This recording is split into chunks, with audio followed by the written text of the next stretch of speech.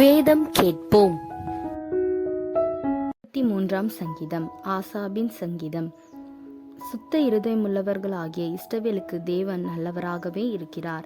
ஆனாலும் என் கால்கள் தள்ளாடுதலுக்கும் என் அடிகள் சறுக்குதலுக்கும் சற்றே தப்பிற்று. துன்மார்க்கரின் வாழ்வை நான் காண்கையில் வீம்புக்காரராகிய அவர்கள் மேல் பொறாமை கொண்டேன். மரண பரியந்தம் அவர்களுக்கு இடுக்கண்கள் இல்லை. அவர்களுடைய பலன் உறுதியாயிருக்கிறது. நரற்படும் வருத்தத்தில் அகப்படார்கள். மனுஷரடையும் உபாதியை அடையார்கள். ஆகையால் பெருமை சரப்பணியைப் போல் அவர்களை சுற்றி கொள்ளும். கொடுமை ஆடையைப் போல் அவர்களை மூடிக்கொள்ளும். அவர்கள் கண்கள் கொழுப்பினால் எடுப்பாய் பார்க்கிறது.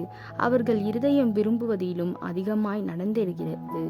அவர்கள் சீர்கெட்டு போய் அகந்தையாய் கொடுமை பேசுகிறவர்கள் இருமாப்பாய் பேசுகிறார்கள். தங்கள் வாய் வானம் மட்டும் எட்ட பேசுகிறார்கள். அவர்கள் நாவு பூமியெங்கும் உலாவுகிறது. ஆகையால் அவருடைய ஜனங்கள் இந்த வழியாகவே திரும்புகிறார்கள். தண்ணீர்கள் அவர்களுக்கு பரிபூர்ணமாய் சுரந்து வரும். தேவனுக்கு அது எப்படி தெரியும்? உன்னதமானவருக்கு அதை பற்றி அறிவு உண்டோ என்று சொல்லுகிறார்கள்.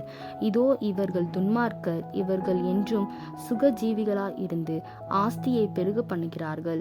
நான் விருதாவாகவே என் இருதயத்தை சுத்தம் பண்ணி குற்றமில்லாமையிலே என் கைகளை கழுவினேன். நாள்தோறும் நான் பாதிக்கப்பட்டும் காலைதோறும் தண்டிக்கப்பட்டும் இருக்கிறேன். இவ்விதமாய் பேசுவேன் என்று நான் சொன்னேனானால் இதோ உம்முடைய பிள்ளைகளின் சந்ததிக்கு துரோகி ஆவேன்.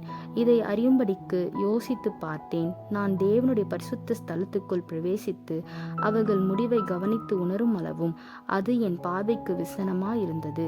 நிச்சயமாகவே நீர் அவர்களை சறுக்கலான இடங்களில் நிறுத்தி பாழான இடங்களில் விழப்பண்ணுகிறீர். அவர்கள் ஒரு நிமிஷத்தில் எவ்வளவு பாழாய் போகிறார்கள். பயங்கரங்களால் அழிந்து நிர்மூலமாகிறார்கள். நித்திரை தெளிந்தவுடனே சொப்பனம் ஒழிவது போல் ஆண்டவரே நீர் விழிக்கும்போது அவர்கள் வேஷத்தை எழுவீர். இப்படியாக என் மனம் கசந்தது. என் உள்ளிந்திரியங்களிலே குத்துண்டேன். நான் காரியம் அறியாத மூடனானேன். உமக்கு முன்பாக மிருகம் போல் இருந்தேன். ஆனாலும் நான் எப்பொழுதும் உம்மோடு இருக்கிறேன். என் வலது கையை பிடித்து தாங்குகிறீர்.